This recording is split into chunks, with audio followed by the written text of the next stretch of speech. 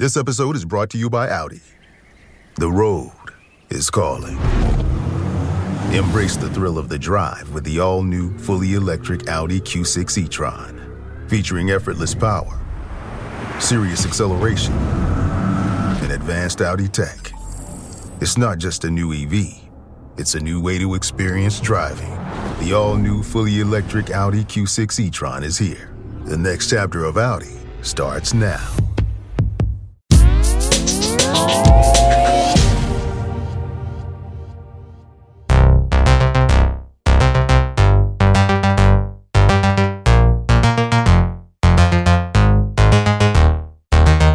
Welcome to Fintech Insider Insights. I'm David Barton-Grimley, and today we're asking, is crypto still the rebellious outsider in finance, or has it finally earned its seat at the boardroom table? With tokenization, stablecoins, and central bank digital currencies, that's CBDCs for short, emerging, crypto seems torn between financial freedom and government oversight. Is it still a revolutionary force, or is it now just another cog in the system? Early scams and volatility have kept institutions wary. But is crypto now maturing beyond speculation into a true financial backbone? And if so, is it ready to lead? So joining me are incredible experts to help unpack these massive questions. Let's dive in. First up, we have a warm welcome back to the show for Keith Gross, Senior Country Director UK at Coinbase. Great to see you, Keith. How are things at Coinbase? And can you tell us a little bit more about your role there? Hey, David. Thanks for having me. Things are never dull at Coinbase. It's great to be here. I'm the managing director of our UK business. So I lead our UK operations here based in London. And I've basically been in the crypto and payments world for most of my career, initially at Google, working on Google Pay. Then I led European expansion for a large open banking player called Plaid, and now here at Coinbase. Excited to talk about the future of crypto and everything that's going on in the space. Yeah, it's great to have you back. And next up, it's a welcome back to the show for Adam Bialy, founder and CEO of Fiat Republic. Thanks for joining us again, Adam. Please tell us a little bit about yourself and what you've been working on at Fiat Republic. Thanks so much for having me back on the show. Pleasure as always. So I'm Adam. I'm founder and CEO of Fiat Republic, which is a, let's say, traditional financial institution servicing specifically crypto and stablecoin companies. We call ourselves bankers of the sort of crypto world, transaction bankers, because we focus on facilitating on-ramps and off-ramps, and also corporate banking for our corporate crypto clients. My background, 17 years in banking, then turned payments geek, then turned a crypto company founder. I guess interesting journey.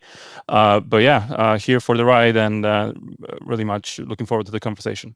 Awesome. And last but not least, making their Fintech Insider return, it's Amelie Aras, Marketing and Sales Director at Zumo.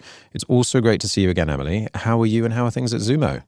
Thanks, David. It's great to be here. Everything is going very well. I think, like as Keith said, there is not a dull moment at Coinbase. Certainly the same at Zumo, and most likely in crypto, actually. So I'm at Zumo. So we're a digital asset as a service platform that is based out of the UK. We focus on compliance and sustainability. And in the last year and a half, we've been doing really two things. The first bit is helping large institutions, both on the trad side and on the crypto side, to access the UK market. And the other thing is quite specific and something I'm quite passionate about, is helping our customers to align their crypto activity with net zero principles. So that's been what we've been doing. And my background is in marketing. I had the incredible experience to go and travel around the world paying only in Bitcoin back in 2017 and 2018. And since then, I've just been on the crypto ride. Very difficult to get out when you get so much buzz. Oh, yeah. And I certainly hope you held on to some of that Bitcoin rather than spending all of it from 2017. A little bit. Yeah, good. Yeah. Look, it seems like it's all happening for all of you at this moment, and this is the right time to be making this podcast and talking about it. So let's dive in. So crypto seems to be making headlines every week, if not every day. But before we look at whether the industry has really matured or not, we need to look at what those changes have been in recent years, right? And we know that there's been quite a lot of adoption of things like stablecoin, and we know Bitcoin has been very buzzy again for all the politics. So without stealing the panel's thunder, let's just go around the room, as it were, and take a temperature check.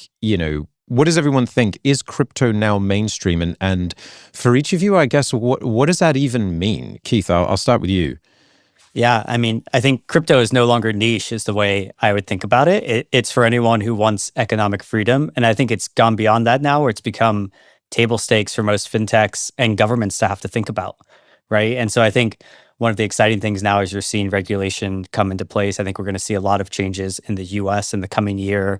There's a crypto regime coming out in the UK in the coming year. There's licensing in many other markets. And that's a sign of just how big and how mature crypto has become. So yeah, I think crypto is mainstream, and I think it's only going to become more mainstream as we go forward. Adam, Emily? Yeah, I think I've said it a couple of times. I think we already thought that crypto was mainstream, I think, a couple of years ago. And then all of a sudden we had, I think, the biggest disaster that could happen to any kind of emergent industry. Crisis of trust, money lost, and we realized it was not really early adoption; it was speculation, right? And kind of backtracked from, I think you all know this sort of law of diffusion of innovation, right? Crossing the chasm, I think, was in that book, right? So first stage is innovator stage, then is the chasm, early adoption stage, early majority, and so on and so forth. I don't think we've crossed the chasm. I would argue with anyone that said that we are beyond 2% adoption following that specific theory. I would also answer directly: is crypto now mainstream? No, but stablecoins are. And I think it in a big way, you saw that in the European Union with MiCA, which is essentially legitimizing stablecoins in a really, over-regulated normally jurisdiction, which is the EU, and leading the way in that sort of legitimization process. That is what I heard. I was at the Digital Asset Summit in New York just a week ago. What I heard from the administration in the White House and people around Trump is that there is a stablecoin bill to be passed or to be given to Trump to sign within 2 months. I mean, there is a lot of talk about that bill in the Congress already. So if you take that as a measure of how far we've come with stablecoins, I think we're pretty, if not halfway there, then we're kind of already on the other side of the chasm. What do you think, Emily? Yeah, I tend to agree with Adam on the fact that are we mainstream yet? I don't think we are. Certainly, if I think back of 2017 when I had to explain what Bitcoin was every time I was meeting with someone, now certainly you don't have to really explain crypto as much. But I think we're still quite a long way off, depending on how actually we are qualifying mainstream. But if I think of mainstream back then, a lot of people were saying well, everyone's going to be using crypto in some shape or form. I don't think we are there at all. But would we even get there? I don't even actually think so fully, because if we think of any innovation, any payment system, for example, I don't know, the magnetic straps that they've got in the US, for example, some people would use it, but I don't think I've ever used it in France. Would you call that mainstream? It's mainstream in the US, perhaps, but not in France. Or all the different jurisdiction, all the different countries will have different use case for crypto. But however, I think one interpretation, a kind of side that I would be taking is, are we mainstream if we start applying the same rules to crypto that mainstream finance? And that I could argue that we start seeing that this is happening. So in Europe, because Adam mentioned MiCA, we have now 4 crypto assets. Something that is quite specific, sustainability disclosures. And sustainability disclosures have only been up until now onto the traditional finance sector now is coming into crypto. The UK is looking at including also sustainability disclosures. So I think like it is going there where it's going to be treated, where crypto is going to be treated more and more like the mainstream finance would be.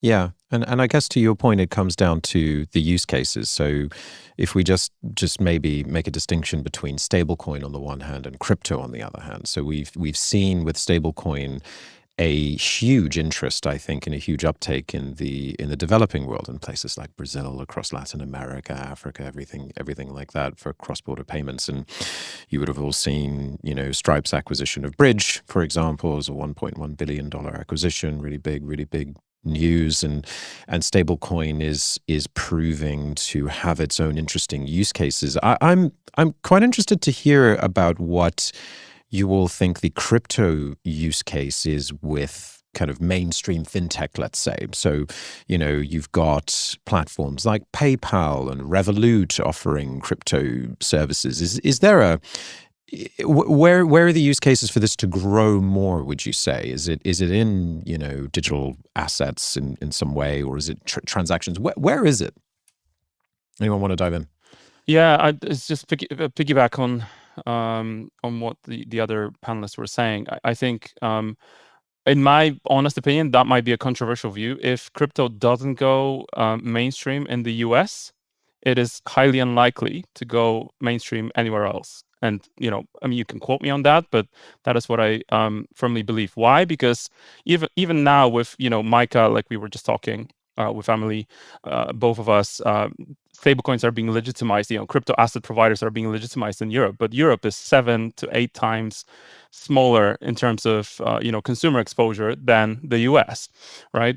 I kind of think back to the moment. I think it was at Bitcoin conference in 2022. When before the FTX explosion, before Terra Luna, even when I went to just around the conference, there were a couple of coffee shops and restaurants that were accepting Bitcoin via the Lightning Network, right? And I remember I had this experience of buying fish tacos with my Lightning wallet. I think it was Exodus. The wallet was called Exodus. It was quicker than a card transaction. I swear to you, it was quicker than a card transaction, more seamless. And why was that the case? It's because the merchant, so the restaurateur, was prepped by the company that was rolling out those payments, was trained adequately, right?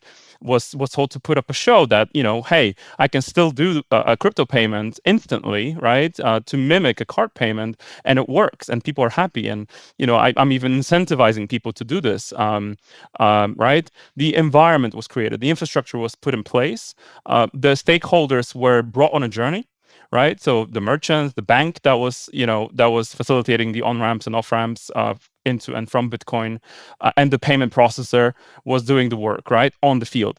I think we need to, like, the payments industry needs to start doing that, right? If there's any chance for crypto to be specifically going mainstream in the payments, like day-to-day sort of payment use case, right?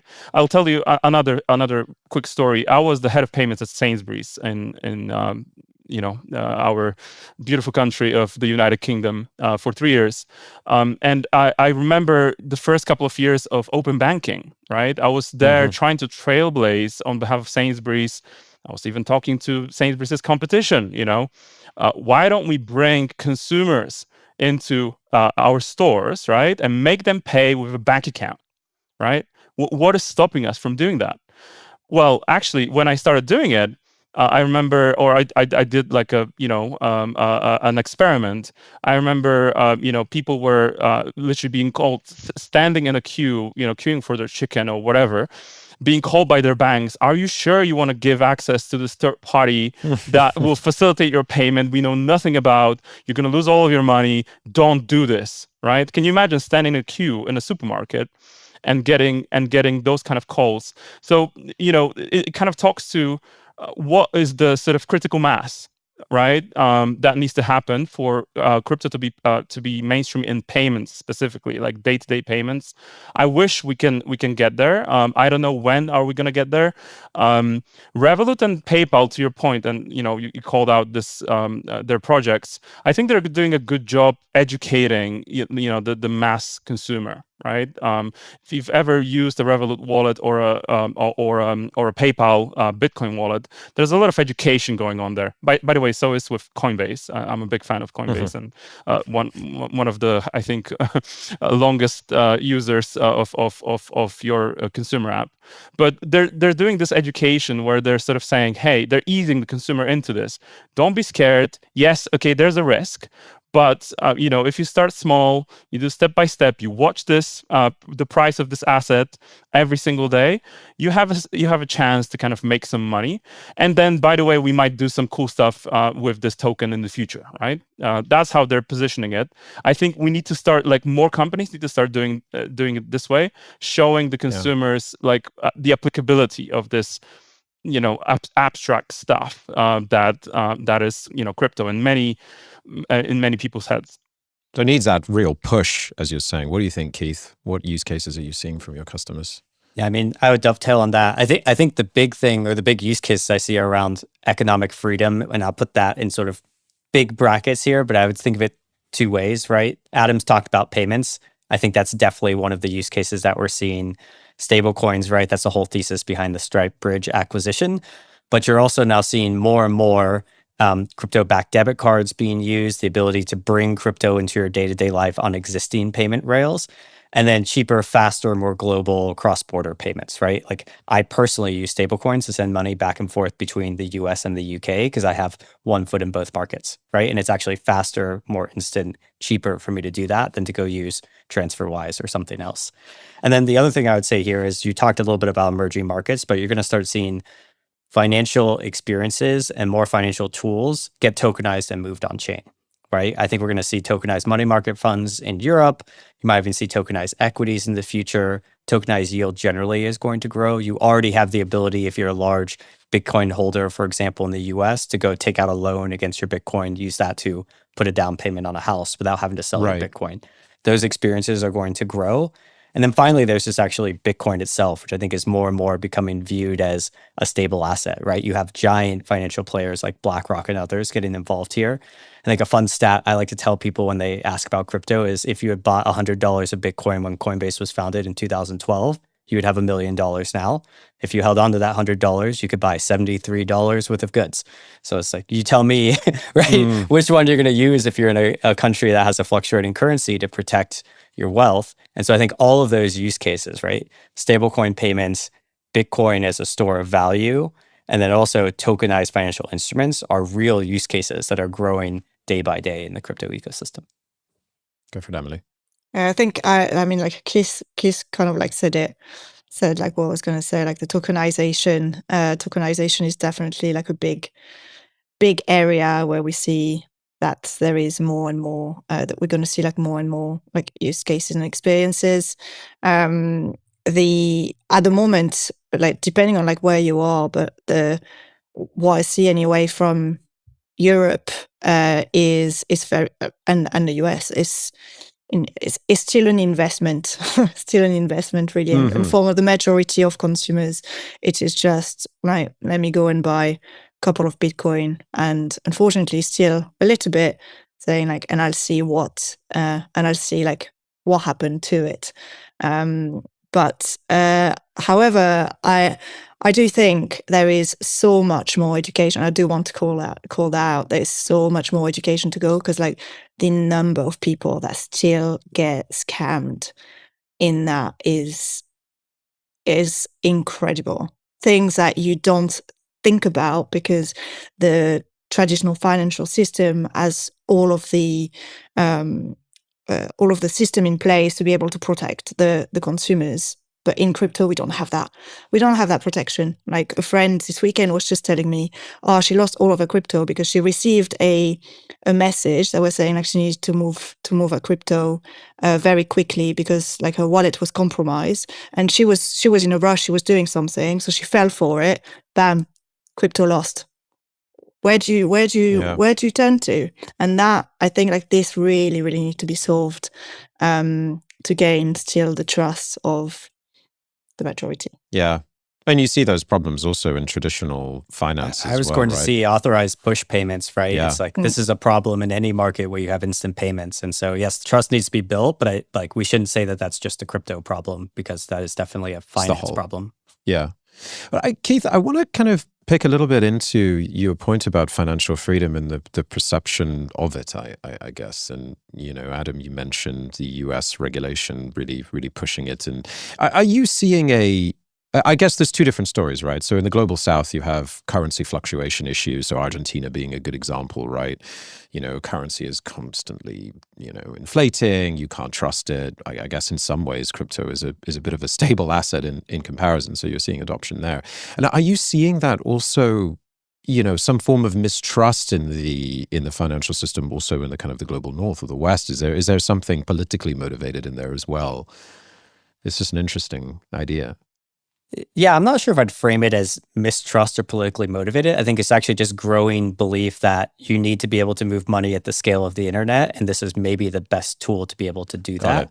And there's also just familiarity, right? Like we talked about trust, as you start to see this across more and more applications, right? And we're going to talk about, I think, some of the other acquisitions we've seen, but more and more you're seeing crypto show up in traditional fintech apps. And I think it won't be long before you also see crypto show up in traditional brick and mortar banking applications. And more, this is going to be something that users are familiar with. Mm-hmm. And so I think there is, Bitcoin has been the best performing asset of the past 12, 15 years.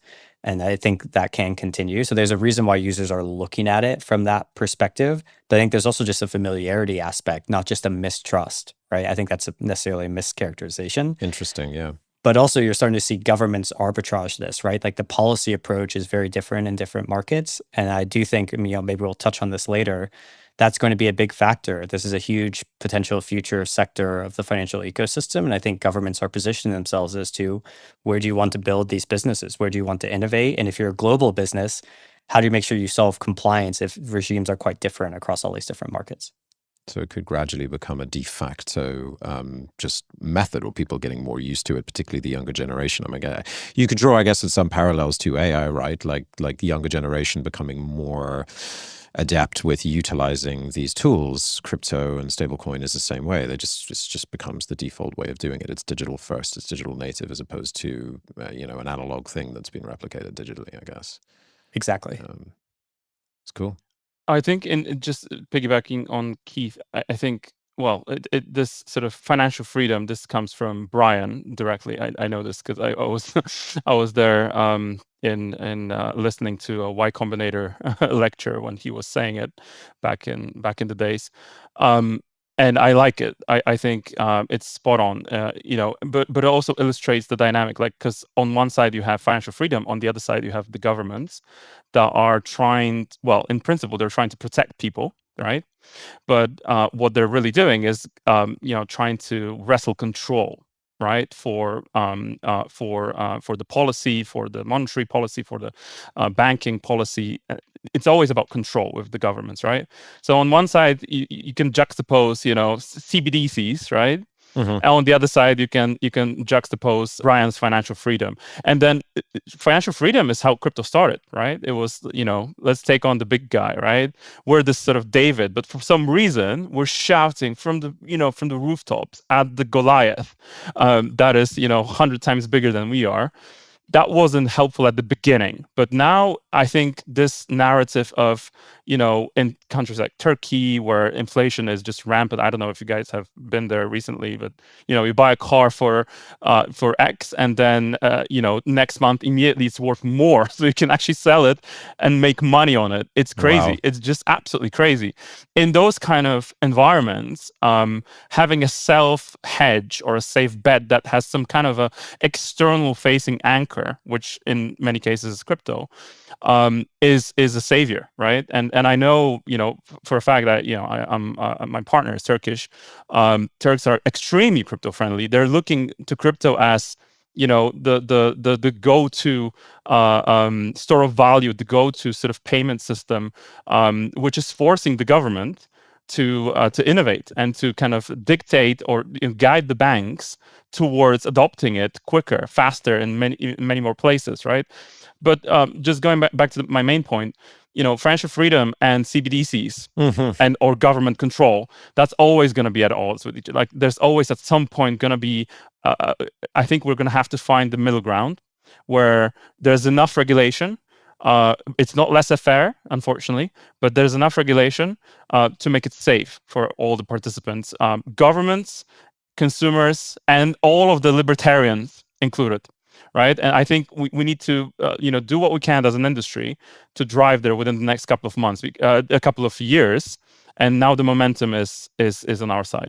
Awesome. All right. Well, now we've established where the crypto stands today, its reputation, its regulatory battles, and whether institutions are finally taking it seriously. But what about its future? Don't go anywhere as we take a quick break. Cybersecurity is the top concern for UK businesses, according to Vanta's recent State of Trust report. But whether you're a startup founder or an experienced security professional, Vanta is here to help.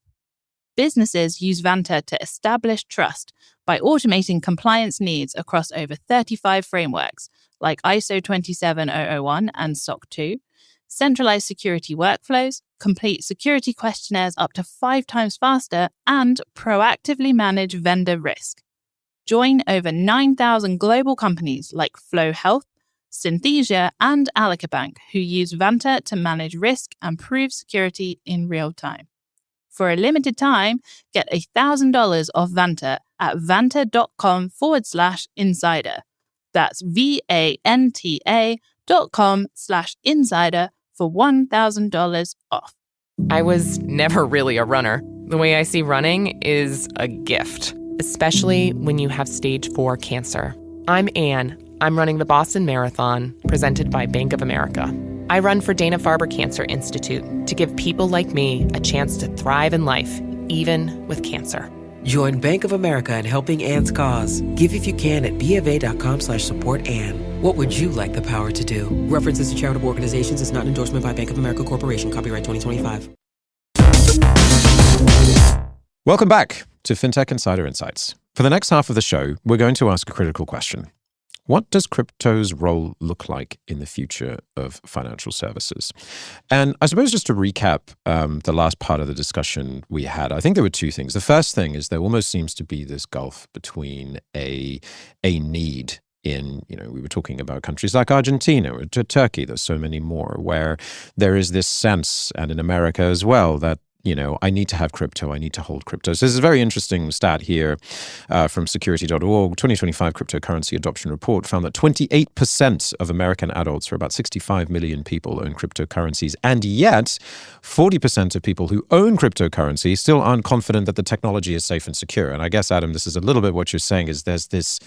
It almost just doesn't jar. But the innate sense that I need this, that I need to hold on to this is kind of growing. And it sounds like there's almost an inevitable pace towards that growth. So I kind of just wanted to show that stat and talk about it a little bit. But going to CBDCs, which we were talking about a little bit, I was moderating a panel at Pay360 last week, and we did a bit of a show of hands as to, whether the audience believed that CBDCs were, going to become some form of de facto norm in the future. And almost no one raised their hands.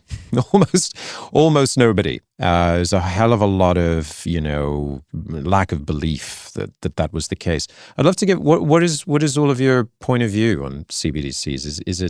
Is it a thing in the future? Who wants to go? I can comment on this a little bit. I think the answer here is you're going to see different countries and different markets take different approaches here, right? I think Mika is clearly focused around enabling CBDCs inside of Europe. I think the US will probably take a different approach and will go more towards stablecoins in terms of their approach and third-party stablecoins. And so I think this is one where it's not going to be one answer, right? There are going to be different governments and different markets that take different approaches here. And I think what's going to be interesting to see is whether third-party or private markets or private innovators grow faster than government can innovate, But I think both of those can be very successful, right? And you already see CBDCs live in some markets today. I think what is important, and I think you highlight this, is we have to build trust. There have to be consumer protections. But also, if you're running, right, the financial ecosystem, if you're a secretary of the treasury or the chancellor of the exchequer, you need to be able to control monetary policy. So you're thinking ahead to, how do I make sure I can control monetary policy as well? And I think that is where CBDCs are a very clear option, but I think there are also other ways to do this. The interesting stat that I like to bring up is in 2024, Tether was the 7th largest buyer of US treasuries, which puts it above Canada, Germany, and a few others, right? Like, you can't ignore the size of these anymore, but also that means that it still has to interact very closely with the treasury, right? And so I think you're going to see different approaches to monetary policy in different markets. CBDCs is just one of those. Oh, interesting. I definitely agree with what Keith said on sort of MiCA. I would sort of expand a little bit on this. The tendency from the governments tends to be to, oh, there's some cool stuff happening, like seems, this entire industry seems to be going that way, let's jump on it, right? And what they want to do is they want to leapfrog, right? And that's why we're having the CBDC discussion, right? Because they want to leapfrog the conversation to something that is going to be useful to the government, right? To be used by the politicians to exert more control over the population and have more stuff in check, right? That is a fallacy of this entire discourse. I think for governments to be able to launch anything remotely similar to CBDC in its kind of the definition of it, they would need to take the entire nation on a journey to legalize crypto, right? Like this, and blockchain, and regulate it in a more meaningful way.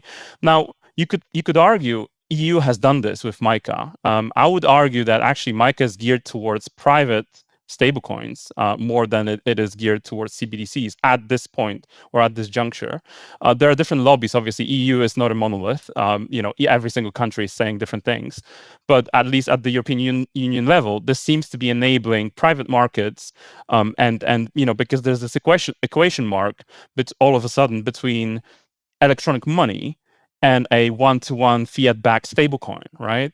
And we had the concept of electronic money in Europe under electronic money directive for 20 years now, right? So it's trying to tie those two things together, which were seen until this point, were seen as disconnected and not related to each other. That is very positive, in my opinion, because that legitimizes the private market stablecoin industry.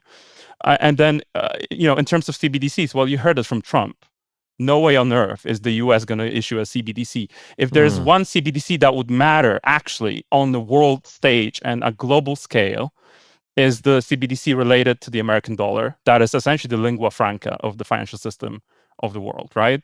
And if that's not happening, then yeah, we can talk about CBDC in Argentina, CBDC in Turkey, but it's not going to have a huge impact on the, let's say, the global financial ecosystem as a dollar CBDC might. Unless you have a whole bunch of other currencies grouping together, maybe to try and compete. Potentially. Go for it, Emily. That's you've basically said what I was going to say. Like the dollar, the dollar. No, I don't. Like David said, like I agree with you, Adam. Like it's if we had one big CBDC that would make like really the big difference would be the US dollar. But then how much power does that give to the US dollar that the US dollar already has? Like we would need, and I had this conversation at Pay 360, we must have hung out with the same people, David. What if we actually had so many like other countries collaborating together, having a bit of a coalition to create a multi-currency pegged CBDC? And I feel that would be, anyway, for Europe, a good thing. It's so interesting, right? And yeah, I mean, if you're hanging out with the same people, big shout out to Laura McCracken, because I heard that from her. Yeah, did you hear it from her as well? This is... Yeah. There we go. I mean, she's going to write the white paper. I mean, It's definitely one. And listen, I mean, I was going to ask a follow-on question to this, which was, what is the right approach, or which region is leading the way? But it sounds from the discussion that isn't a thing, in that there are different approaches that are yielding different results in different ways. So I can just read out a few, for our listeners. So December 2024, Hong Kong released a stablecoins bill. In 2023, the UK released its framework. 2022, Singapore, always a leader in this kind of stuff, had their regulatory framework around stablecoins, and then, something coming in 2025, as we were talking about in the USA. But does this matter? Does that question even matter, or is it still way too early, maybe, to say that there is any one leader in this area? I guess I'll have a comment here, because we talked a little bit, right, about the power of the US dollar in the financial ecosystem. And I think what matters that has changed here, right, is the US approach to crypto policy has done a 180 in the past 6 or 9 months, right? And so, like, regardless of anything else you think, like, there's no denying that has changed. And I think that is changing how many other players, markets, companies are approaching crypto.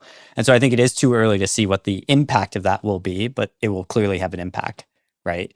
And I think this is going to be really exciting for me when I'm thinking about London and the UK. Sometime later this quarter, we should see the consultation paper on stablecoins from the FCA. And by the end of the year, we should see the regulation and what that regime is going to look like. And I think they are surely looking at both MiCA and at the US and thinking about what's the role, what's the future of stablecoins in the UK? How do we want to make this decision? And so I think you have lots of other markets doing the same thing, right? Seeing there's been a real change of policy from the entity behind the US dollar around crypto. Thus, that needs to change how I think about this for my market, my government, my needs. And I think that's what we're at the beginning of that journey right now. So it's all happening at the moment. And yeah, to your point about Trump's election, the global cryptocurrency market's value is now top 3 trillion, which is triple what it was in 2022 during the Biden administration, which is just extraordinary. I mean, my rather meager portfolio has done extremely well from Trump, which makes me feel slightly strange. In the final bit of the podcast, I want to talk a little bit about, maybe the leapfrogging effect that crypto and stablecoins can have on the TradFi system. So I think the point, Keith, that you were making about the use of US Treasury bonds and everything like that by UST being so much higher than some countries, private stablecoins really taking over in cross-border trade. So in 2023, the stablecoin market settled more than 10 trillion worth of transactions. I'm pretty sure that's much, much more now, right? So, is there a point where it just becomes de facto? And are you all seeing that happening when it comes to stablecoins specifically? If I can, sorry, Debbie, if I can make like a point back on the question that you had earlier on, like the leading, and then I'll get into this. I think like with currently all of the jurisdiction, all of the different region and countries taking a slightly different crypto regulatory framework is a very interesting thing that will shape the future of what crypto stablecoin will be, and if it actually goes mainstream. Because I think that there is, at the moment, next month there is an event, Point Zero Forum, that brings in together policymakers, regulators, and financial institutions to talk about this. There's a lot of like central banks at it. So I quite look forward to that, because I want to see if there is a way to actually collaborating between all of these countries to bring some harmonization. Because if we look just at MiCA, at the moment we had, so MiCA was brought in to bring some harmonization across Europe.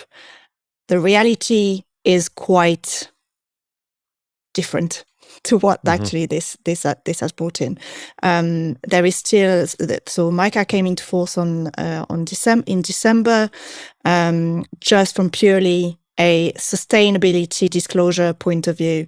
It's still quite unclear how some national competent authority will enforce this and how they would treat this particular requirement. That's just one example amongst like the long part of what MiCA is mandating. But it's also, if we think about it, it's for any players that are in the market, MiCA makes it almost impossible to serve an EU customer without being set up in the EU due to the very stringent reverse registration rule. And regulators want user to be trading in MiCA compliant, EU registered stablecoins, etc. The point is that the regulatory frameworks are fragmenting the market even more. So you won't be able to serve this market without complying with the local rules. And that makes it extremely complicated. And we're not yet seeing a joined up thinking on equivalency between all of the different jurisdictions, where then you will have to have, if really we want to go mainstream or be mainstream at some point, is like, how can we work all together so that we can have some harmonization? Or if we are going down that way, then what we'll see is like the market will be seeing some preferred local players or local partners that will help other big institutions to enter that specific market. Sorry, so that was quite a long-winded way to say that actually, it's like good. If we are going there, harmonization needs to come at some point. Or without it, it'll just make it extremely difficult for it to get that mainstream adoption we're talking about, I guess, right? And we're seeing this across the, TradFi as well, that the regulatory burden across the world is just increasing significantly. Harmonization is so key. I'll add to that. I'm a little bit biased because we're one of the first 10 stablecoins approved under MiCA by EU jurisdiction with our EN Euro, EN GBP, and EN USD. So we were the first ones to get a electronic money license in the Netherlands, which is seen as one of the toughest jurisdictions to be doing business in, or the toughest regulator to be doing business with. We got that as the first sort of exclusively crypto-focused electronic money institution. And we got one of the first sort of stablecoin approvals, also kind of to service the crypto industry, working with the regulators, both actually in the Netherlands. It's the Dutch Central Bank and also the AFM. What I also would like to highlight is this sort of the conflict between, and let's bring the banks into this for a moment, okay? The private banks, not the central banks, private banks, because they're a player here as well, right? Electronic money institutions need banking partners, right? From the, let's say, a credit institution to be able to do the so-called safeguarding of funds, right? And under MiCA, CASPs, so crypto asset service providers, need to do safeguarding compliantly as well at a credit institution, right? Whereas in the Netherlands, for example, the state of play is such that whilst you can get this amazing TradFi license, which is kind of putting you on the map in the EU, you can leverage it, leverage EU passporting to kind of passport across the entire European Union and offer services to Romanian customers or Polish customers, doesn't matter. You're based out of Netherlands, right? So that's great for business. But the banks are lagging behind. The banks are like, okay, if you want to open an account, even if you're an EMI regulated by the Dutch Central Bank, if you do crypto, sorry, I'm not touching you, right? And think of it, because I'm an EMI, I'm sort of in TradFi already, and I'm speaking their language. I'm a banker. I rock up to a meeting with a bank saying how amazing and stringent my compliance framework is, right? What is the crypto platform going to do, right? If they're just entering the market, maybe they're starting up, they just got some money from VCs to kind of understand this framework and then win those banking partnerships. The answer, unfortunately, right now is the banks don't want to play ball. They don't because They have because control. they have exactly, they have control over the customer bases in their respective countries. They don't want to relinquish that, right? They see crypto, even stables, as a threat to that sort of control over those customer bases. There are oligopolies in many countries in the EU. I'm sitting in Canada right now. There's a oligopoly of 5. It's been going on for longer than I think Canada had its full independence. And it's really tough to speak to the banks that are rich, making a lot of money, and are really comfy where they are right now, about any of those changes in regulation, and they seem to be also the ones stopping the change to happen at a faster pace. I was saying 3 years ago, when 1 year after I started Fiat Republic, stablecoins can replace SWIFT today. Provided there are willing banks on both sides of the transaction, willing to do the due diligence, establish a new standard for risk management, counterparty risk management, AML, compliance rules, right? If they're willing to take that risk, SWIFT can migrate over to stables like in a day, right? Because actually it's a far superior protocol and technology, and far more error proof or mistake proof. But it's all about the sort of starting point and the end point, or the start of the transaction and the end of the transaction, where you have to be yanked back into the sort of TradFi world, the very grim, pragmatic TradFi world, where the banks want to know you and what you're trying to do, right? And that is directly in opposition to the philosophy that brought about crypto as a movement. And So that is the state of play. We will need to find a middle ground at some point. I hope we will. I don't know where that is in terms of timeline, but I really hope that within the next 10 years, sorry, not 10 days, we will get somewhere with this. Yeah. There's those gnarly off ramps, huh? Keith, over to you for final word. Yeah, I would echo Adam's point on the debanking issue, right? Because I think that you're seeing debanking in 2 ways that is harming the trust here. One is you have legitimate, licensed, compliant crypto companies that can't open a bank account, right? Our VP of policy actually just recently was denied a mortgage because he works in crypto. It's like, gosh, that's crazy. You can go look him up online. He's one of the most well-known figures, right? And so I think it's crazy to see that still in this day and age, when you have a licensing regime, you're seeing this debanking. But then also on the economic freedom point, banks are preventing users from moving their money where they want to, right? And I see there are still some very large banks in the UK that just block transactions into crypto exchanges altogether.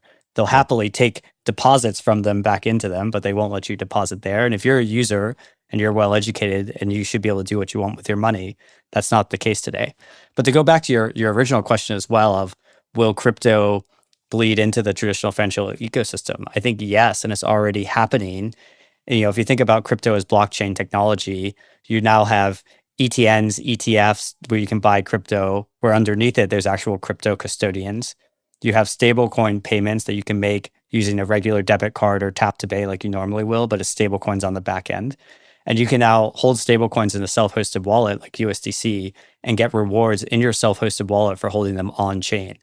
And so I think as you start to think about the benefits you have from this technology, as Adam said, it's transparent, it's safer, you can track the transaction easily, but also it trades 24/7, 365. I think more and more in globalized financial services, you're going to see things like tokenized asset funds, tokenized equities, tokenized money market funds move into this world for exactly those benefits. Users want this 24/7, 365. And so traditional financial services will come there over time. So true. And it doesn't sit on mainframe like the most of the banking system right now, right? I think we need to move out from the world where we have actual thresholds and transaction limits with blockchain that can get optimized and streamlined and work over the weekends. Because it's such an important point. It turns out that the world doesn't shut down on Saturdays and Sundays. Thank you to all of you. It's such an interesting discussion. And that wraps up today's pod. So thanks so much for joining me. Where can people find out more about all of you? Keith? You can find me at Twitter at KMGross, KMGROSE, but also check out Coinbase.com. Awesome. Adam? You can find me on LinkedIn, name, surname, also on fiatrepublic.com. If you're a crypto company struggling with access to banking, come my way, say hi. And Emily? So on LinkedIn as well, with my name and surname, Amelie Arras, and then check out Zumo.tech, especially if you are in need of MiCA sustainability disclosures. Awesome. And you can find me on LinkedIn. Thanks for listening. If you like what you've heard, follow our podcast and don't forget to leave us a review. It helps us to make it better and helps others find the show. As always, if you want to join the conversation, find us on social media. Just search for 11FS or Fintech Insider or email podcasts@11fs.com. Thanks very much and goodbye.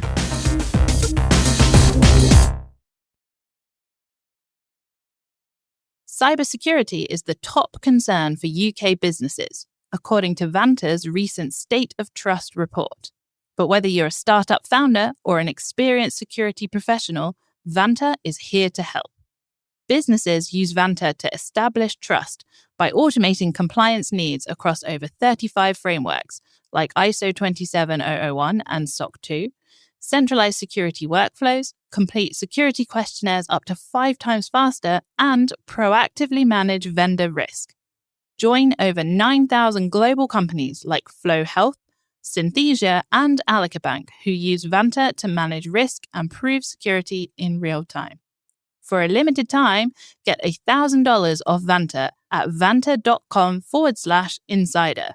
That's VANTA.com/insider for $1,000 off.